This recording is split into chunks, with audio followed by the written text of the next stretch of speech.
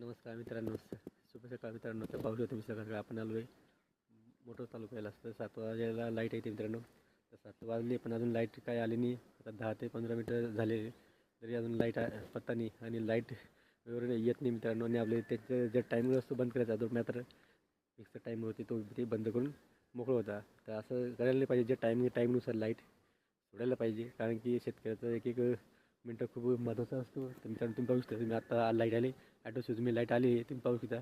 तर असं लाईटीचा टायमिंग मित्रांनो. लाईट आता आली आहे तर आता पाणी भरायला सुरुवात करूया. आता मोटर चालू होणारच आहे. ॲटो शूज थोड्या वेळ चालू होणारच आहे एका मिनिटाने.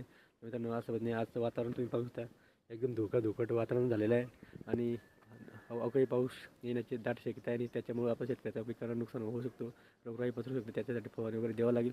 आता शेतकऱ्याला खंबीरपणे उभा राहतं आपल्या बांधावरती आणि आपल्या शेतामध्ये. ते म्हणून शेतकऱ्याला खूप संकटाचा सामना करावा लागतो मित्रांनो. जय जवान जय किसान.